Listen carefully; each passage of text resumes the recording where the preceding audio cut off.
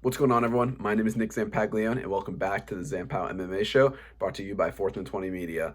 We just had UFC 251 taking place on Fight Island. There's still a couple more events on Fight Island and another huge fight week. Again, we have a fight tonight. Beautiful UFC Fight Night tonight with Calvin Kattar taking on Dan Ige in the main event. As the co-main event, we have Tim Elliott taking on Ryan Benoit, and a couple other really exciting matchups. Again, featherweight, flyweight, another featherweight fight. A lot of like the lighter weight fighters who have a very they're very fast, of course, very quick, but also very impressive strength as well. A lot of crazy highlight reel fights have been in these divisions, so I expect nothing less from a lot of these top contending fighters. A lot of these fighters are trying to get into that title picture or just trying to climb and get onto the ranks. So again, this is a really cool opportunity for a lot of these fighters to continue fighting, and a lot of these fighters also have been very, very active. So they're hungry and they're ready to continue fighting for the UFC. So I think that is definitely going to display tonight. But let's go through it. So one big fight. This is the fight in the middle of the main card before the co-main event. We have Jimmy Rivera taking on Cody Stamann. Cody Stamann is a crazy hell of a fighter, 19-2-1 as a record.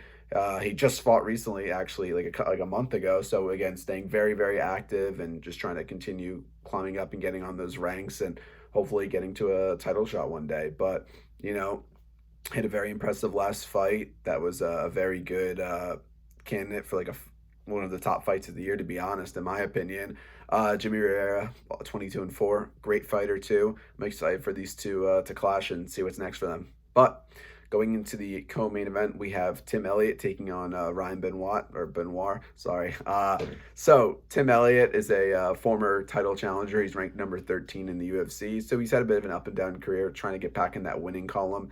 He's been very, very active this year, especially during all of this, which is a crazy accomplishment by itself. So again, he's ranked number 13, going up against Ryan, who's currently unranked. They both have somewhat similar records in a sense. Like Tim Elliott's 16-11-1, and Ryan Benoit's 10-6. So about the same kind of difference between their wins and losses. So it's a cool fight. Ryan's trying to get on that featherweight ranking or flyweight ranking list. Tim Elliott, has to get through this guy to then continue to try to climb back up. But again, a cool fight nonetheless. Tim Elliott's been in the UFC for quite some time and has put on some very impressive fights. So expect nothing less from that as well. And moving into the main event, we finally have some more featherweights fighting besides just Holloway and Volkanovski. We have Calvin Kattar taking on Dan Ige. This is a really cool fight. Calvin Kattar is just very impressive. He just had a crazy cool victory against Jeremy Stephens, who even missed away one of the biggest knockouts of this year so far. A great, beautiful elbow in the middle of round 2 to knock out Jeremy Stephens, who's a huge veteran to this game. Dan Ige also some great. He's on a cool, nice little winning streak, just beating Edson Barboza in his last fight in a very close fight, but nonetheless very cool. Calvin Kattar's ranked number 6, Dan Ige's ranked number 10. So cool little thing. Calvin Kattar, he lost to Zabit a little bit ago, and he wants to continue staying in that winning column. I think that fight against Zabit was a little kind of quirky and weird because it was a fight night main event, but only a 3-round fight, and Calvin won the last round unanimously. So I think if he had more time, he definitely would have been able to win and tire out Zabit.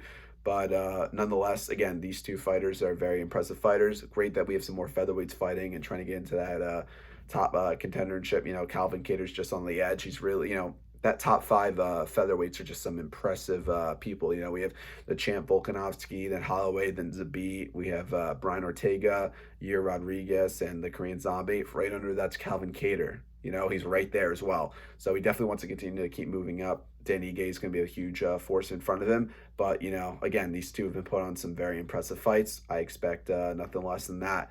Also some really cool fights, a lot of just, again, newer fighters, which is what I love about these fight nights. As I always say, a lot of, this is where fighters start. They start on these fight nights, and you are able to really see them grow, and it's crazy. Conor McGregor didn't start off main eventing a UFC pay-per-view. He started off in the bottoms, and you see someone going up. Again, it's very much so that some of these very new fighters, even on the prelims, become some of the best fighters in the UFC and hopefully, future champions.